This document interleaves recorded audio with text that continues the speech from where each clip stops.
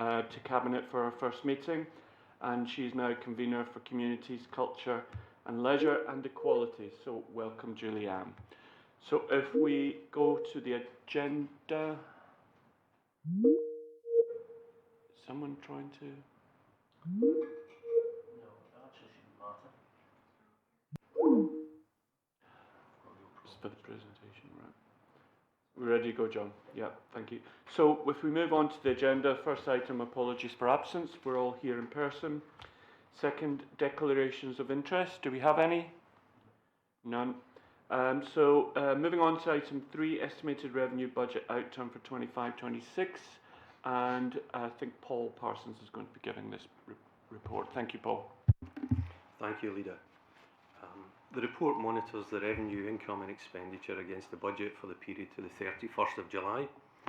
On the basis of the latest information, a year-end operational underspend of 2.6 million or 0.7% of the annual budget is forecast on the General Fund services. The housing revenue account is currently forecasting an overspend of 15,000 before any drawdown from the HRA reserve. There's sufficient budgeted drawdown from the HRA reserve this financial year to fund this amount. The reasons for the variances are set out in the report. The main variances are an underspend on utilities of 1.6 million, an underspend in early years provision of 470,000, and an underspend in homelessness temporary accommodation of 430,000. Members will be aware that the Council has invested significantly in additional housing units through both the General Fund and HRA capital programmes to help address this issue. The report assumes that any pay award above the budgeted 3% will be funded by the Scottish Government. This position will be monitored as more information becomes available and updates included in future reports. The report also assumes that any unused balance on the pension fund windfall or investment for future monies, together with any unused balance on the restructuring costs, will be transferred to reserves at the year end. While the report shows a favourable outturn position, it must be recognised it's still early in the financial year and the position may change. In particular, the annual pay awards for teaching staff have yet to be agreed. The Cabinet is invited to approve the budget adjustments as shown and note the current financial position. Happy to take any questions. Thank you much, Paul. I'll open it up to any questions. Any questions? So, Paul, no questions because it's actually a very positive report for this stage of the year. We really welcome that, and it was really encouraging to see that in all departments, management of budget is in very good position. So that is really welcome to see that at this stage in the year. So well done to everyone for managing the budget so well. So are we happy to agree the recommendations in this report? Agreed. Moving on to the next item on the agenda is item 4, Brighter Barrhead 2050 Vision and Action Plan and Establishment of Barrhead Regeneration Board. And is Katrina? Sorry, Michelle. Oh, Michelle, right, you're over there. If you could take us through this paper, that'd be great. Thank you. Thank you, Leader. The elected members have in front of them a report outlining the final content of Brighter Barrhead Master Plan. Brighter Barrhead 2050 is a vision document and action plan that identifies a potential pipeline of priority projects that will help to secure a bright and resilient future for Barrhead and the people who live and work there. Brighter Barrhead provides the evidence base of community buy-in and will inform future bids that the Council puts forward for regeneration or infrastructure funds. It also sets out the process undertaken to arrive at a bold blueprint for the town's future that is truly shaped by its community. Barrhead is a town on the cusp of transformation from its proud industrial heritage to its current role.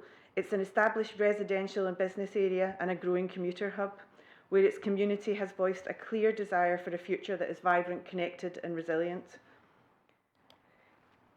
Engagement has been key and central to Brighter Barrhead process, ensuring that community buy-in, and over the course of 12 months we've held a number of public drop-ins in community halls in Dunterley and Auchenbach, at the Foundry and Tesco. We've also hosted stakeholder workshops and held several one-to-one meetings for those organisations unable to attend the workshops.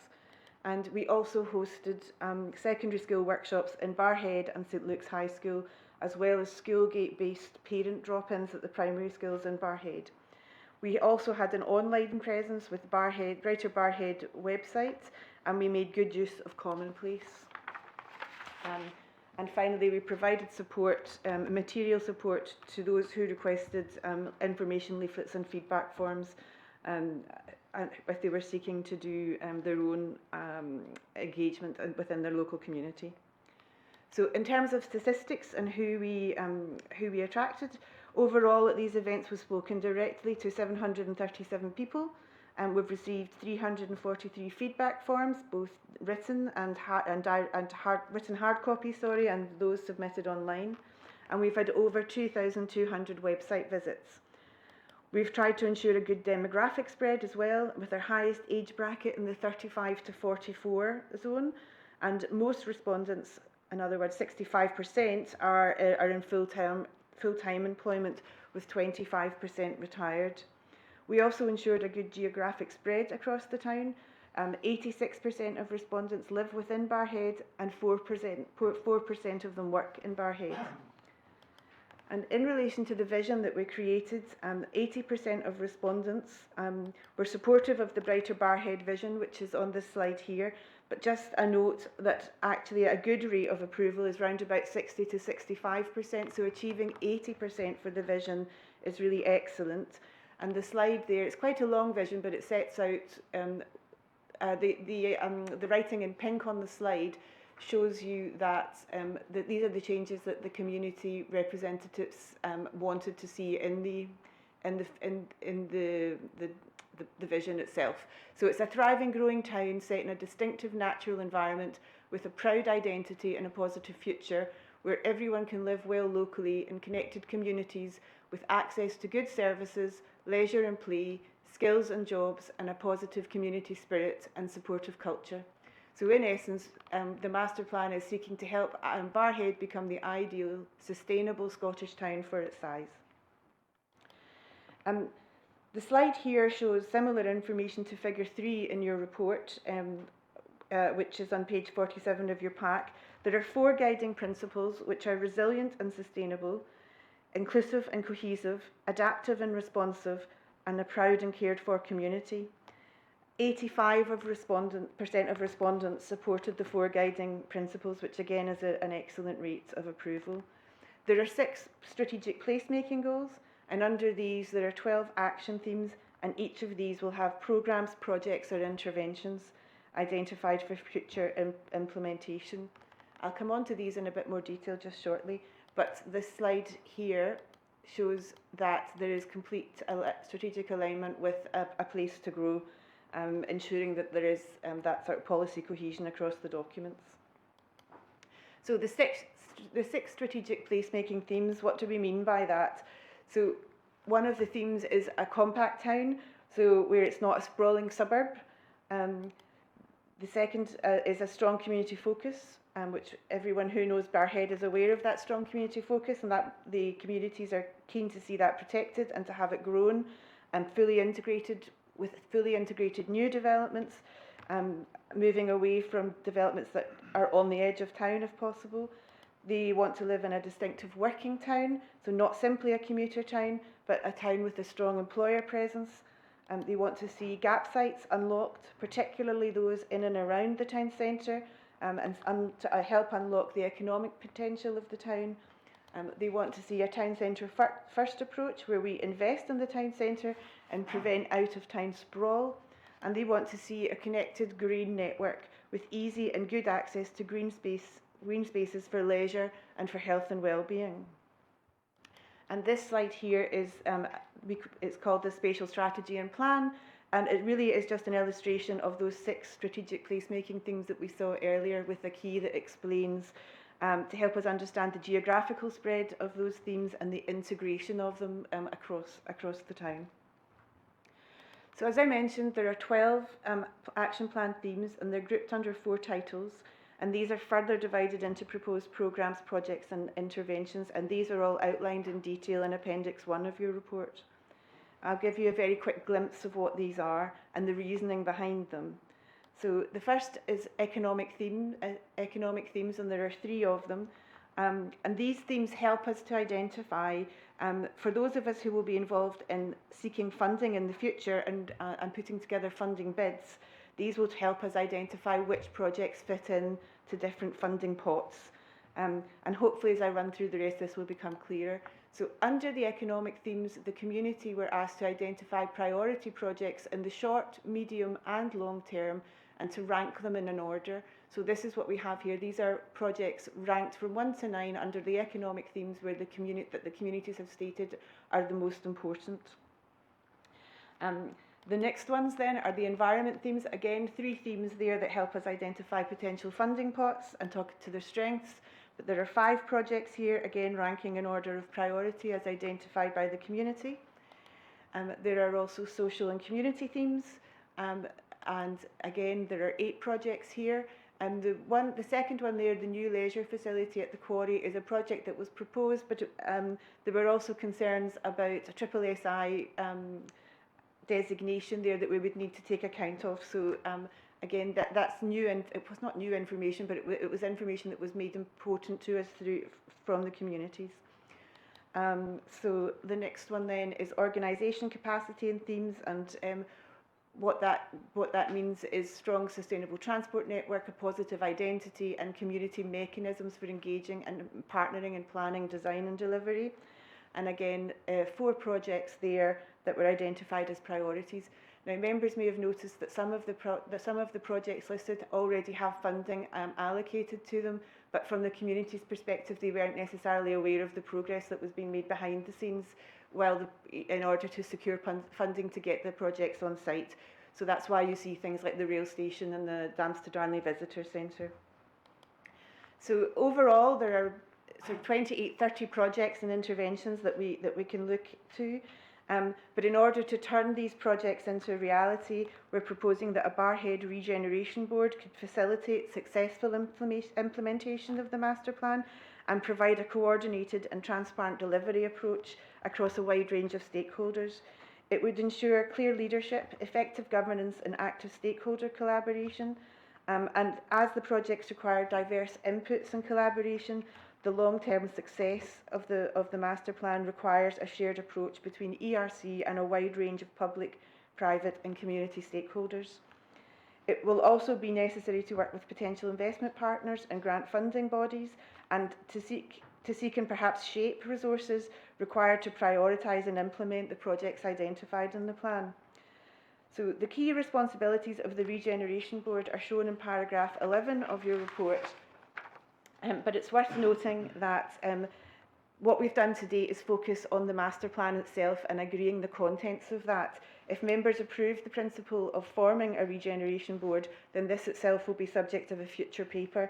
And we will, of course, tie in with all the governance work that's been undertaken for A Place to Grow. So I don't have details on the makeup and the formation of the Barrhead Regeneration Board at the moment, members. So just to, I think this is, yes. So basically here we are, the Barrhead master plan is ambitious and aspirational, but it depends on securing funding and investments from a mix of public, private and community sources. The action plan itself provides a strategic framework to attract investment and to deliver projects efficiently, leveraging the existing assets that we have in Barrhead and also the partnerships that exist already and the new ones that we can form. Paragraph 17 of your report, so if I just put, that's the end of the slides really, but paragraph 17 of the report sets out the implications of delivering the master plan. And the pertinent ones really are staffing. There will be an ongoing commitment required and potential resource allocation within relevant council departments and partner organisations. And in terms of property, the master plan identifies opportunities for redevelopment and repurposing of key sites that impact council and private owned property. In terms of impact assessments, both equalities, fairness and rights and the climate change impact assessments show that there are anticipated positive impacts from both, with further assessment that will follow as proposals emerge and grow in the future as they grow towards implementation. So in conclusion then, Brighter Barrhead 2050 vision and plan is more than a strategy, it's a shared commitment for a better future. It reflects on the hopes and ideas of local people, and it provides a roadmap to help to realise them. And through the establishment of a regeneration board and a suite of transformative projects, Barrhead is poised to become a model of sustainable community-led regeneration in Scotland, if you approve the proposal to form the regeneration board. So it's therefore recommended that Cabinet notes the reports of the content and the Brighter Barrhead 2025 vision and strategic plan, approve the Brighter Barrhead action plan as outlined in Appendix 1 of the report, and approve the principle of forming Barrhead Regeneration Board to oversee the master plan's delivery. Thank you. Michelle, thank you very much. It's very rare, actually. I think it's the first time this Cabinet has seen a presentation to Cabinet, and it was really welcome because it really brought the paper to life in terms of what the proposal is and the ambition and how we deliver on that. So really appreciate that, and maybe a note for other officers for future Cabinet meetings, not to put any pressure on. But thank you very much. I'll open up to questions. Danny.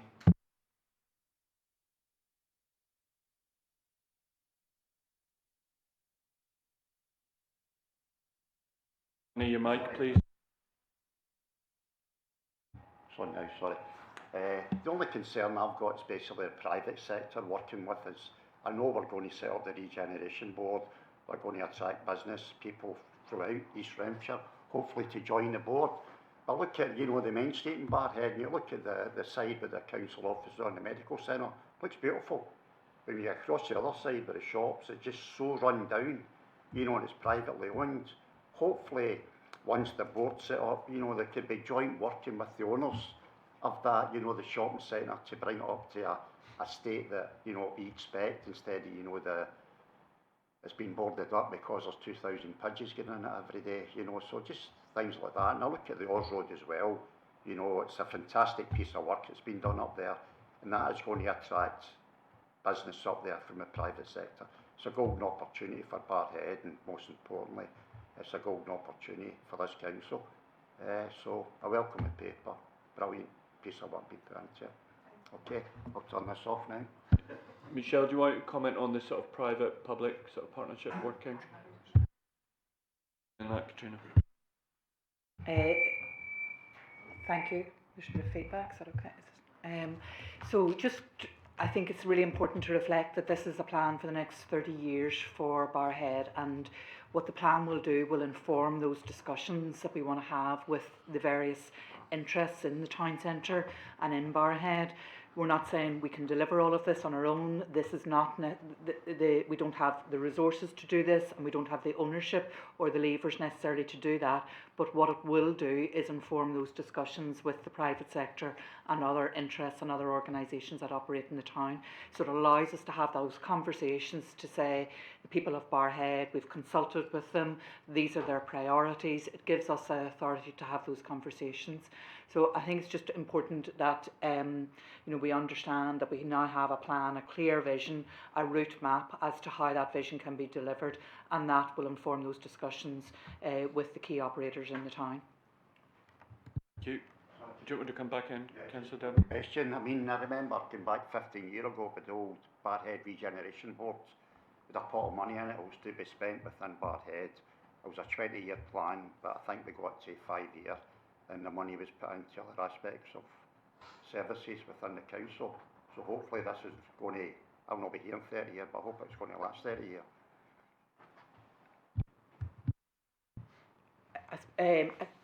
My response, we don't have a pot of funds at the minute, and we are obviously challenged by that. But what we do now have is a really good strategic plan, so that when funds do become available, then we will be in a really good position to put in a strong and robust application form to secure those funds. So that's the intention of this, is to have that basis on which we can move forward with a coherent plan and proposal for the town. Thank you very much. Councillor McHale.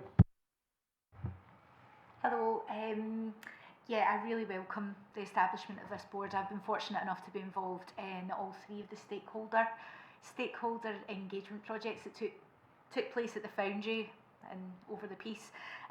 So I would just like to say I'm really looking forward to this, to getting this established and working towards something that is aspirational for Barrhead, because I know the people in Barrhead have a mixture of fantastic skills, and they are aspirational, but where they want to see their town and their home kind of develop. I also deeply welcome the working with communities and really pulling together communities, because the benefits that are derived through that participation and cross-working, I think can't really be understated. So just a comment, and thank you very much for that. Thank you for the paper. Councillor Pragnell. I very much welcome this paper. Thank you. I want to echo what everyone said so far, but the inclusions of the graphics actually in the paper, really, as well as the presentation, really bring it to life. And it's clear a lot of hard work has gone into this, so I want to thank you for that. And it's fantastic to see the proposal for the Regeneration Board. I know this is something Councillor Devlin had been pushing for, and I think what my colleague Councillor McHale said, bringing in the community and different partners will be really important. And I do look forward to seeing a further update paper on the Regeneration Board and who will be members of that, and how that working relationship between the public and private sector will take a further step. So thank you. Councillor Anderson.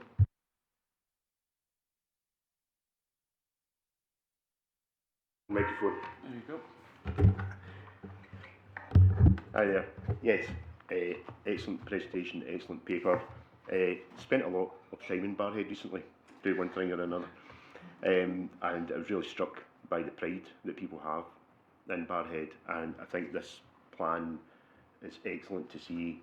I think you mentioned awareness as being a key thing, and I think that's where the appointment of the board and the participation is going to be absolutely crucial to make sure that the people at Barrhead know that this is the vision for the future. Obviously, there was recently the schools have done exceptionally well, take great pride in that, as do the young people and the staff and the parents, and obviously at the Foundry as well. I do think that Barrhead's up and coming, and I think this really gives it a significant amount of momentum. I like the economic themes, because another thing that I heard repeatedly was that Barrhead was always a working town, and that's crucial, and that's what people want to see, is that economic and the private sector, public sector working together. I do think it's achievable and deliverable, but yeah, it's going to be a lot of hard work, but I think then people at Barrhead are up for it. So thank you. Michelle. All the points that you've made are points that we as we were going through the engagement, became more and more aware of. It's remiss of me not to have mentioned the consultants who did most of the hard work in this in the background, and that's Kevin Murray Associates. And so I'd just like to thank them for their work as well. Thank you. If I could come in. I'd really like to thank officers and Kevin Murray Associates. They did a phenomenal amount of work. This is very much a community-led vision, not top-down, it's bottom-up, which is really important, which hopefully will mean it's more likely to be sustainable and deliverable, because it's what the community wants. So it is an exciting vision. As an administration, we're very, very supportive of these plans, and thankful that we've got to this place, and we look forward to the setting up of the Development Board. And as Councillor Pragnell said, Councillor Devlin was really pushing for the Development Board to make sure that this plan just doesn't go into a drawer, that it is a live plan, it's something that we hold everyone accountable to in terms of delivering it. And clearly it's 2050. You know, not everything is going to happen over the next 6 months by any means, and funding is a big concern for many of these projects. But this also gives us a template as and when money does become available to make bids in, and serious bids, which have already been very well considered and have got community buy-in. So we really appreciate that work that you've all done on this. So thank you very much. So if I can, Councillor Burke. Councillor Burke, I've been not promoted. Burke, not Just to say, Leader Jeff, just very quickly, people may have noticed the the beeping that happened at the start of the meeting. What this has meant is that the slides won't appear on the recording, but what I will ensure is that those are uploaded to the council's website and will be made available for people to see, so I will put them up on the website following the meeting. Thanks for alerting us to that and for your demotion to officer rather than councillor. That's helpful, because I think the important thing about the presentation, it did bring it to life, those slides. Talking to a paper is one thing, but actually seeing it and in a way that's more digestible makes a lot of sense. So sharing those slides is most welcome. Okay, so if we can go on to the recommendations of this paper, are we all happy to recommend? Yes, I think we're all delighted to approve this paper. Thank you very much, Michelle. So if we can move on to the next item of the agenda, which is item number 6, update and Get to Zero action plan, and this will be given by Andy Dick. Thanks, Councillor O'Donnell. The purpose of this report is to update Cabinet on progress against the Get to Zero action plan, which outlines the Council's plans to tackle climate change from 2024 to 2045. By way of background, the Council published the Get to Zero action plan in February 2024, and the action plan sets out the actions the Council needs to take to reduce its operational emissions, reduce area-wide emissions, that's those from within the community, and to prepare for the changing climate.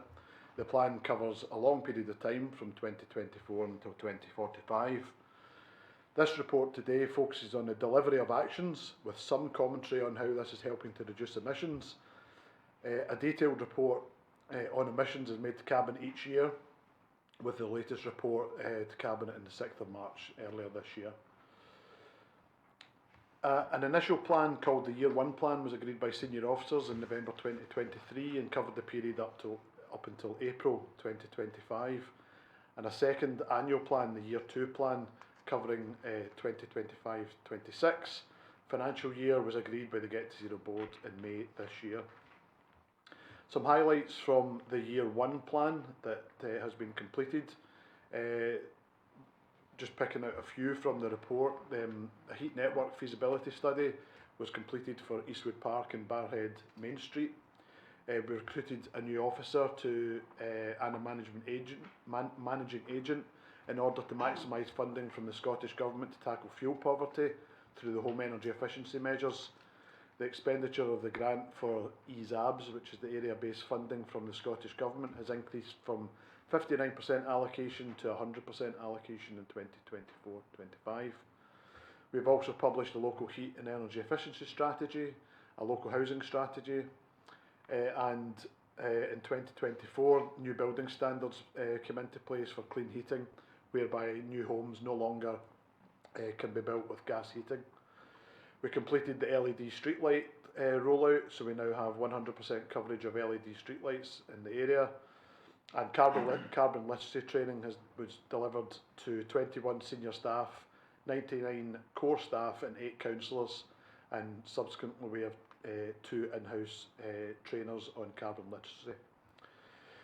On the 86 actions that were agreed in the Year 1 Plan, the following summary highlights how many of these were delivered. So 53% of the actions were completed, 17% are on track for completion in this year, which is in line with expectations. 3% were due for completion last year, will now be completed this year. 23% were cancelled due to changing circumstances, and 7% are not going to be completed in line with the original expectations. The cancelled or reprogrammed actions were a result of third-party changes, resources being reprioritised to other work, or a different action now being pursued. The most significant change was the decision to pursue stock condition surveys for all council properties, work that has subsequently been commissioned. And this has impacted on other actions that we had planned, which have led to them being cancelled or reprogrammed for later. Looking at the Year 2 Plan, which we are now in, there are 68 actions, and some of those will be completed this year and some into next year. The highlights from the Year 2 Plan are: we plan to complete a Year 1 programme of stock condition reports for all 220 properties, which will also consider an assessment of the suitability for net zero measures. We will prepare a business case for investing in solar generation on council properties. We'll complete an assessment for all services to transition to cars and vans to electric vehicles. We'll commence rollout of phase 1 of the expansion of the public electric vehicle charging network with approximately 180 new charge points installed over a 3-year period. We'll publish a local transport strategy outlining the priorities for action in the next 10 years. We'll publish an updated design guide for new build social homes reflecting the legal and the Get to Zero requirements. We'll increase the number of staff trained in carbon literacy from 109 to 140, including training for educators targeting 30 teachers and school staff. And we'll publish a climate risk and vulnerability assessment to East Renfrewshire. There's obviously more than that, but that's just some highlights. In terms of the impact on emissions, the report to Cabinet on the 6th of March this year updated the Cabinet on the latest position on emissions, and we suggested that the Council was not on track to achieve its 2045 target based on current projections. The emissions need to reduce by around 850 tonnes per year, and we're currently tracking about 503 tonnes per year, so it indicates we're not on track without taking further action. That action should focus on property. Properties account for around 75% of all the Council's operational emissions when you exclude supply chain emissions. So actions that focus on property provide the most significant opportunity for emissions reduction within the Get to Zero action plan. What does this look like? That would see converting from current high carbon heating systems, gas boilers typically, to clean heating systems. It would consider improving insulation, doors, windows and roofs to reduce consumption of energy for heating. We would be looking at reducing consumption of electricity through the use of solar panels, energy efficient lighting and converting to lower energy plant and machinery, and finally by moving to electric vehicles to reduce the fuel consumption. The costs of these actions are very significant, and the Council is unlikely to make major progress without funding from third parties. The Council is not alone in facing this challenge and continues to explore funding and new investment models with COSLA and other councils across the city region. So looking at the finance and efficiency, there are no immediate staff, revenue budget or capital budget implications from this report. However, it was noted when the Get to Zero action plan was published that as much as £370 million of capital investment may be required over the period to 2045, and that additional actions will be progressed through the budget strategy and capital planning processes, or external funding will be pursued. This still remains the case now, with the delivery of major actions such as property retrofits or transitioning to electric vehicles still to be fully costed and considered by the Cabinet. So in conclusion, the Council published a Get to Zero action plan setting out the actions required to 2045. The first delivery plan, covering the period to April this year, led to 70% of the 86 actions being delivered in line with expectations. Of the remaining 30%, most of the actions have been unable to progress due to changing priorities, national policy not progressing, or lack of access to sufficient funds. The Year 2 plan was agreed by the newly formed Get to Zero board in May 2025. 68 actions are planned to be started this year and some completed in next year, and these are detailed in Appendix A of the report. All this work will continue to reduce emissions, but without significant actions related to how property is managed, the Council is still not forecasting to achieve its 2045 net zero carbon emissions target. It is recognised that investment in actions for property is significant and will be challenging to progress without third-party funding. The Cabinet is recommended to note the updates on the Get to Zero action plan delivery plans for 2024-5 and 25-26. Thank you. Thank you very much, Andy. I'll open it up to questions. Any questions? Councillor Pragnell. Thanks for this report, Andy. I think it is clear that a lot of progress has been made, and I look forward to seeing the update next year. You mentioned about the cost implications, and this is something that all councils are facing, and those, of course, we're part of in the City region. What lobbying efforts are going on? I know you mentioned that talk of COSLA, but it seems that if we are going to get to zero, then we need the funding behind it. So what has been going on behind the scenes to try and secure greater funding?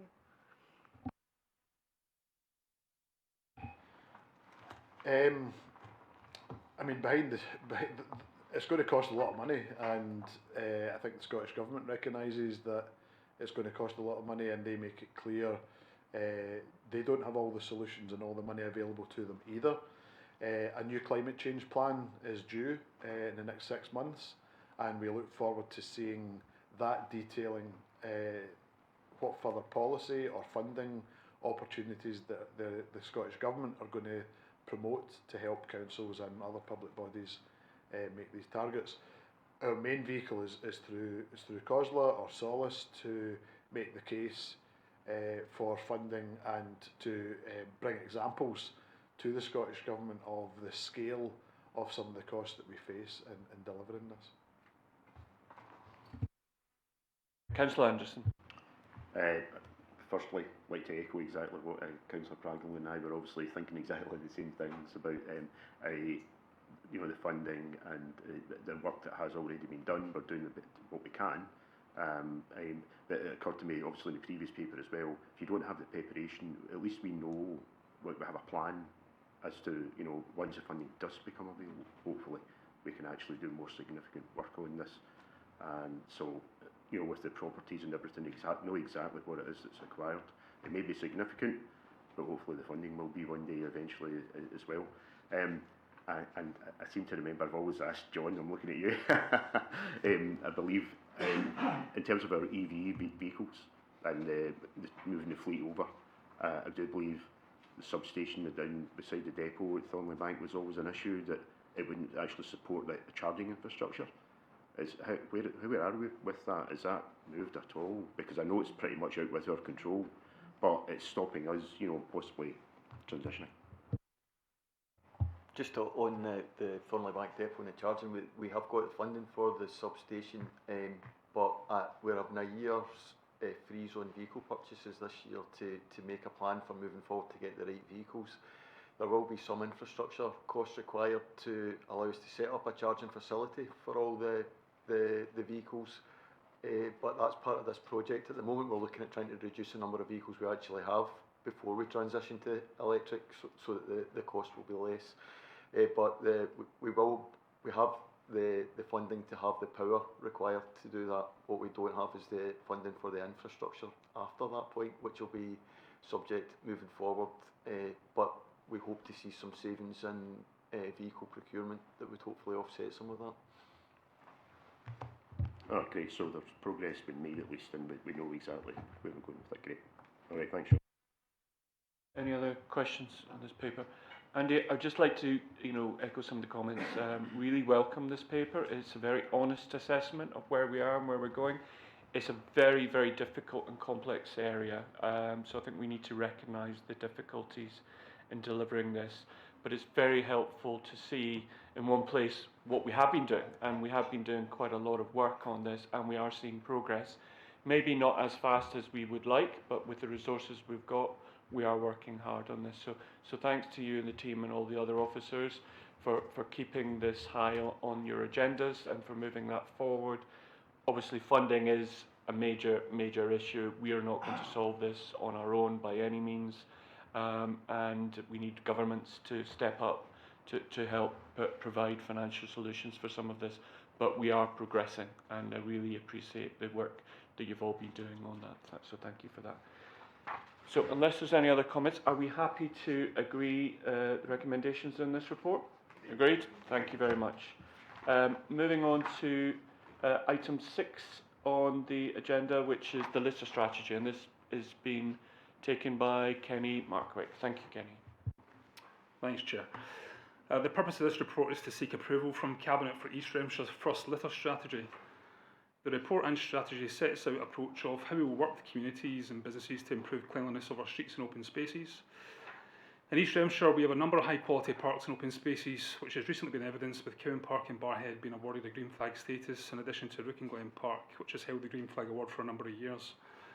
However, like all areas, East Renfrewshire is not immune from the effects of litter, and despite a 94% score being given to East Renfrewshire by Keep Scotland Beautiful, 58% of our residents highlighted that street cleanliness was poor or very poor through the Citizens Panel.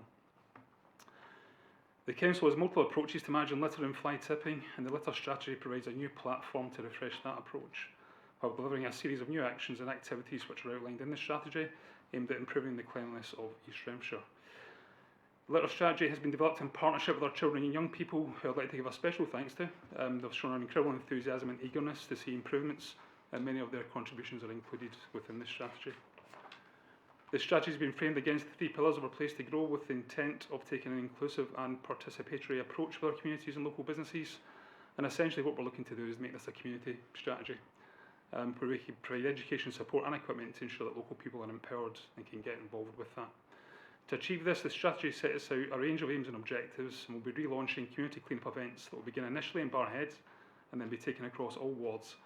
As part of the strategy, we'll also be replacing our litter bins with bigger and better bins, providing adequate space for managing litter while making the process for collecting our bins more efficient, which will allow more time for on-street and in-park litter collection by our workforce. Progress of cleanliness efforts will be monitored with a performance update provided to Cabinet on an annual basis. Investment for delivering the strategy, such as new bins, will be met from within departmental budgets, and where necessary for specific initiatives, additional funding will also be progressed. So in conclusion, we have a number of outstanding open spaces. However, having a litter strategy in place for East Renfrewshire will provide an action framework allowing us to link better with our communities, young people and our businesses, and it's recommended that Cabinet approves the litter strategy contained in Appendix 1 of this report for East Renfrewshire. Thank you very much, Thanks. Kenny. I'll open it up to questions. Councillor Devlin.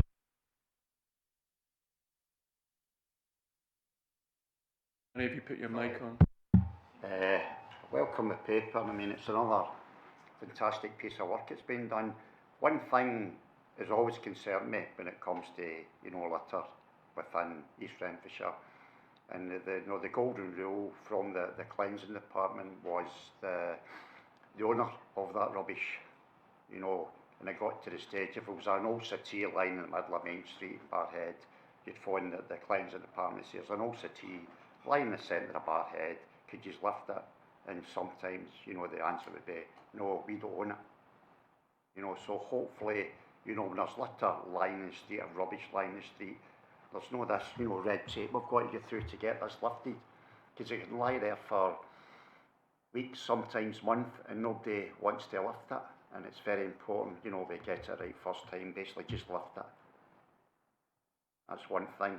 Second thing, that the litter strategy is great, as I say, but I mean, I got a phone call the other day for a lady, her husband's buried in Nielsen Cemetery, and I know they put larger bins in, instead of having 20 bins, they put 10 larger bins in, and this woman was disabled and elderly, and she didn't have the energy to go to the bin, seeing it was 250 yards away. I mean, it's alright having larger bins, but hopefully they're in the right place. That's it.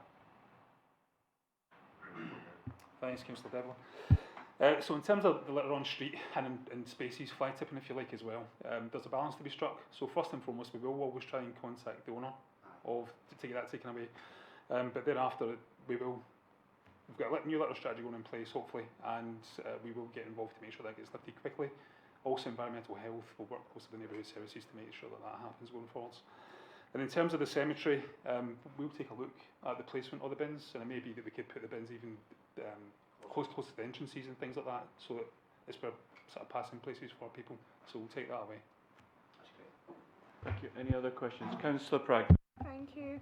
I welcome that our young people have been involved in creating this strategy, and I also welcome the inclusion of community councils as key partners.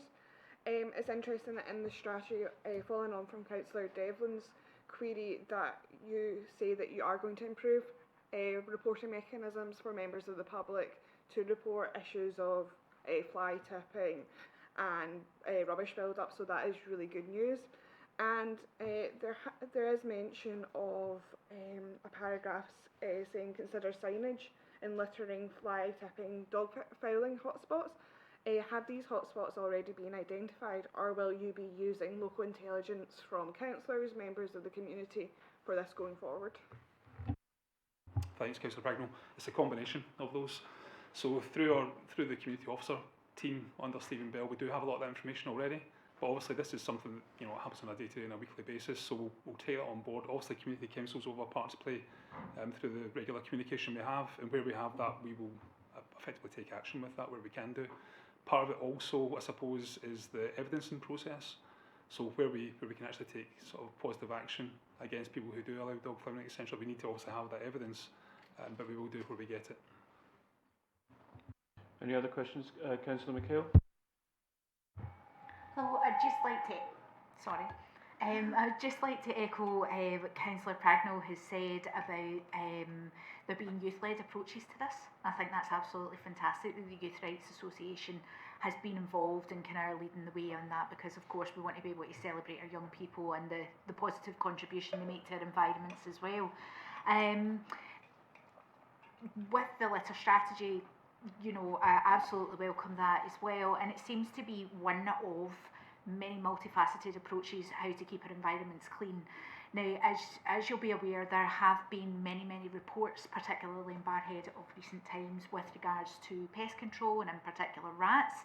And I'm just wondering if you could speak a wee bit to how we're going to strategise to actually make our environments better places to be in, particularly in those public spaces, so not just in residential homes and individual reports of these, but also within kind of public spaces that perhaps squares in front of a collection of homes.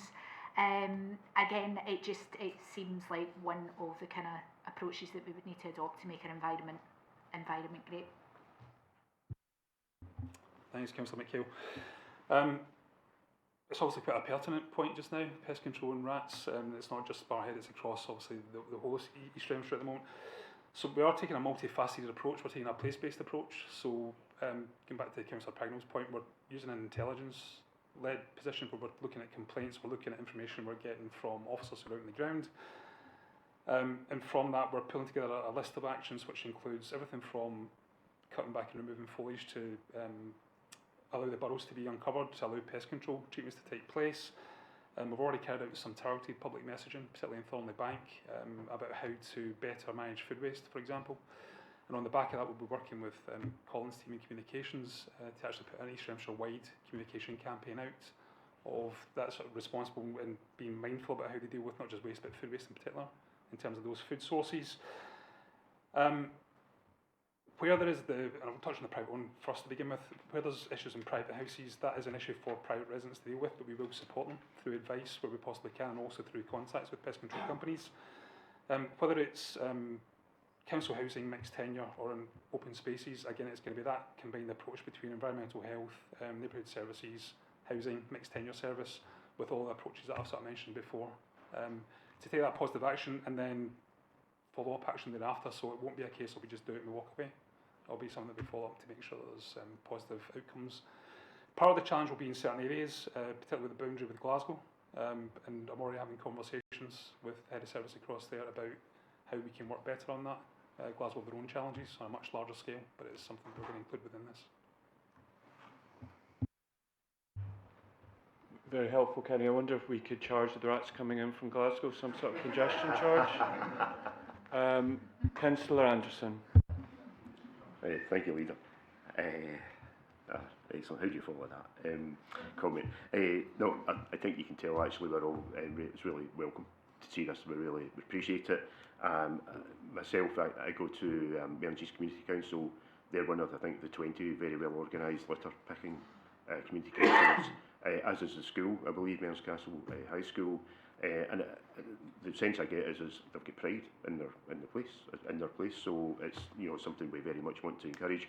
And I mentioned this at the community council meeting last week, and they were actually they were grateful but relieved that we were taking the lead on it as well, an overall strategy for the whole of East Renfrewshire.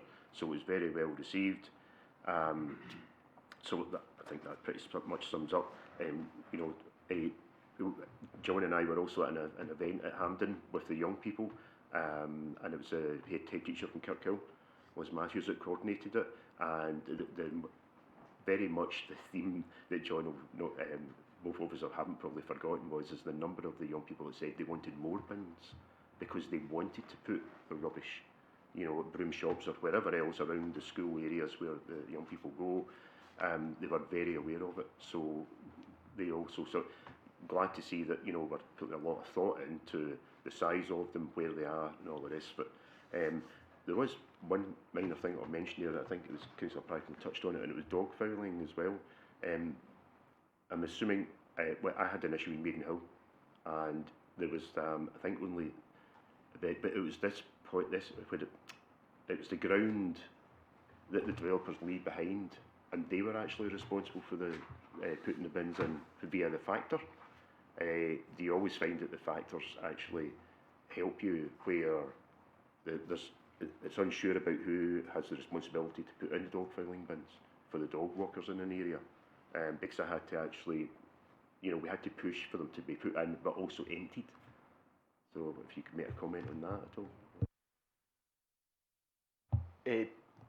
It's the same as all kinds of things. If the land's not adopted, then it's not necessarily a responsibility, but we always go in and advise, and Maidenhill's been a particular area of problems with bins, and it's something that we're looking at, and currently looking at some maintenance work up there as well, in rights of way, because clearly there's quite a big resource in emptying these bins, and a big cost to us, so it's something that we are actively working with the developers to try and make sure that they take up the responsibilities until the land's adopted into council ownership, and at that point in time then we would take it on, absolutely. But there has got to be that work with the developers to make sure that they take on their responsibilities at the right times. Yeah, thanks, John. But it's one of the things, an overflowing bin, but an overflowing dog poo or bin is in particular is something that's a major worry. So no, glad to hear. Councillor Devlin, you want to come back in?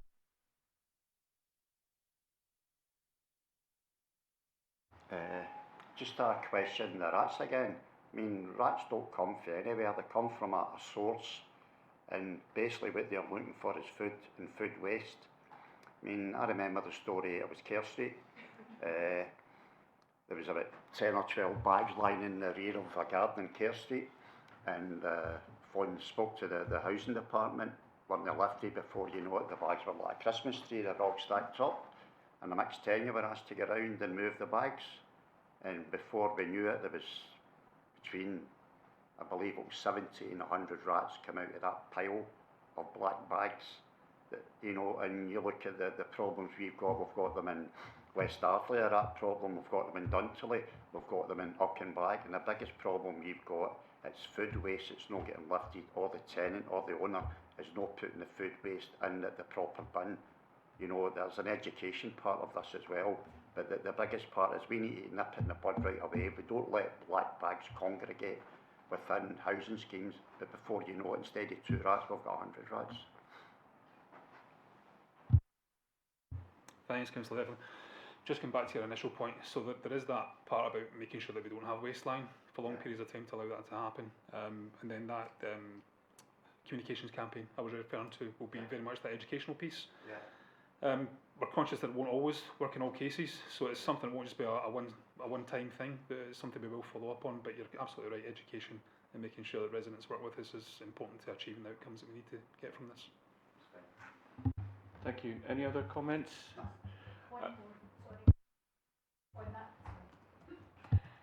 Sorry, with regards to the educational piece, will that also include, like leaving food out for wild animals and things like that? Will that comprise part of that as well? There will be a comment on it. We're conscious that a lot of people do like to, feed the birds in their gardens, for example, but that can encourage rats where rats are in the area. So, whilst it's not a crime to, put out bread or seeds for the birds and things, there will be information in there that just highlights to residents what it can lead to. Thank you. Anyone else going to come in again? No? No? We're all done? So, Kenny, I really appreciate the work that's gone into this report. We really welcome it. This is something this administration has requested, basically because of community feedback, and you flagged that, and I think in your very first line that this was something that our communities are looking for. So I'm sure it will be very welcome. It's welcomed by this administration, and I'm sure it will be welcomed by our community councils. I'm sure they'll have some things to say about where bins are located, etc., but it will be very welcome. So thank you very much for all the work that you've done on this. Are we happy to agree the recommendations in this report? Thank you very much. Agreed. So that brings us to an end of today's Cabinet meeting. Thank you all for attending. Thank you.